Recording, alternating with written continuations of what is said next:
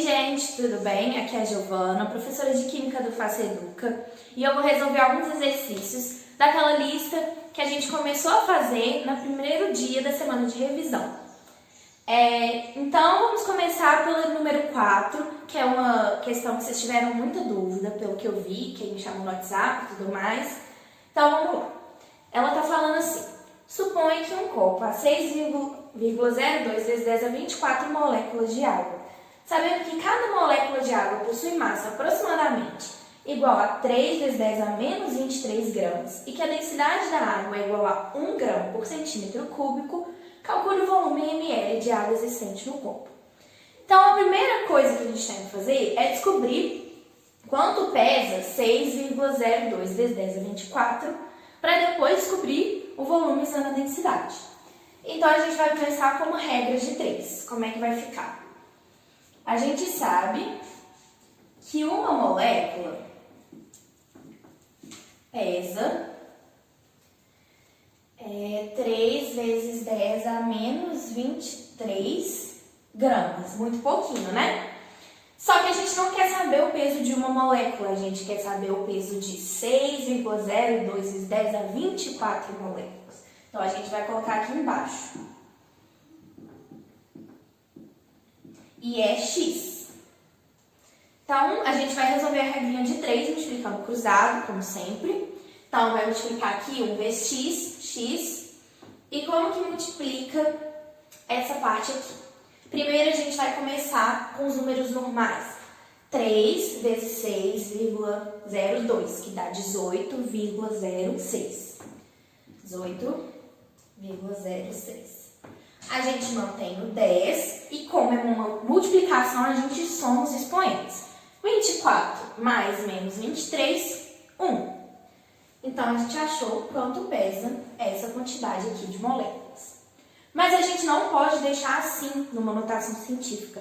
A gente tem que deixar esse número entre 1 e 10. Então, como que a gente vai fazer? Diminuir o número aqui e aumentar o expoente. Então, vai ficar 1,806 vezes 10 a 2 gramas. Como essa notação aqui está muito pequenininha, dá para a gente deixar em número normal. Então, como é que vai ficar? 180,6 gramas. Então, a gente achou a massa dessa quantidade. De vários jeitos, todos esses valores aqui são iguais. E agora a gente vai usar a densidade para achar o volume. Toda vez que pedir o volume e não tiver pedir o volume e tiver a massa e a densidade, a gente usa a densidade. Eles não vão dar a densidade à toa. Então, densidade a gente sabe que é massa sobre volume. A densidade da água é muito facinho, né? 1 grama por centímetro cúbico ou 1 grama por ml. É a mesma coisa, 1 ml equivale a 1 centímetro cúbico. E aí a gente vai só jogar aqui a massa, 180,6, sobre o volume que a gente quer saber. Se a densidade é 1, o volume vai ser o mesmo. Então, o volume é 180,6 ml. Então, a gente achou o volume que ocupam 6,02 vezes 10 a 24 moléculas. Então, gente, vamos para a questão número 8. Sobre a adulteração da gasolina, né? Porque a gasolina tem que colocar uma quantidade de etanol nela. Só que essa quantidade tem um certo limite, mínimo e máximo. E aí a questão está falando sobre um menino chamado Matheus, que vai ver se a gasolina do posto qualquer está adulterada. E aí, o que ele fez? Ele pegou 100 ml de gasolina e colocou 20 ml de água. Então, são 120 ml dos 3 componentes, gasolina, etanol e água. Só que o que acontece? A água e o etanol são polares, eles se misturam, a gasolina não vai se misturar, porque ela é apolar. Então, eu não sei qual que vai ficar embaixo, qual que vai ficar em cima, mas falou que vai ficar uma coisa, um componente escuro, separado de um componente incolor, que é a água e o álcool. Se eu tenho 120 ml da mistura e 60 ficou uma parte escura, 60 uma parte clara, quer dizer que tem 40 ml de etanol. Por quê? Eu coloquei 20 ml de água e 60 ml é etanol mais água, consequentemente 40 ml de etanol. Então, o volume do líquido incolor é 60, 20 de água, 40 de etanol.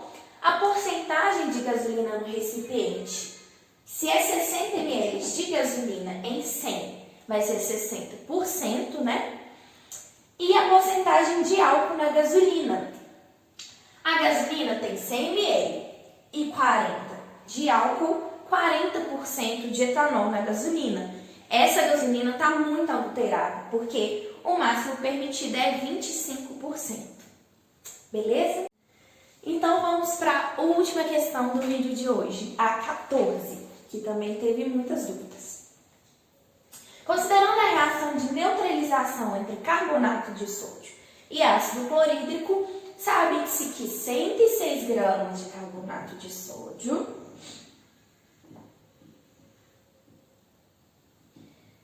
reagem com 73 gramas de ácido clorídrico.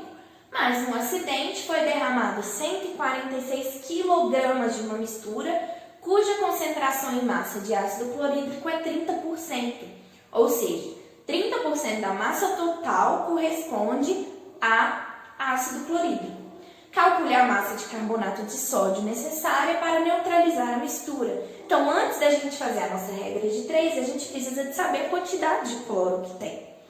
Porque a quantidade é só 30%, não é 100%. Então, eu já vou transformar para gramas, porque na minha regra de 3 está em grama. Então, eu sei que 146 quilos são 146 mil gramas, né? E isso equivale a 100% da minha mistura. E 30% equivale a X, que é o meu HCl, ácido clorídrico. Então, X, fazendo a regra de 3, né, multiplicando cruzado, vai dar 43.800 gramas de HCl.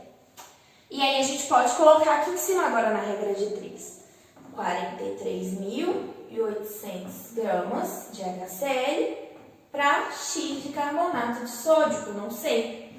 E aí, novamente, outra regra de 3, multiplicando cruzado, a gente acha que a massa de carbonato é 63.600 gramas. Então, antes da gente fazer a nossa proporção da reação, a gente teve que achar a quantidade certa de ácido clorídrico, porque não era que deu no exercício, era 30% da que deu no exercício.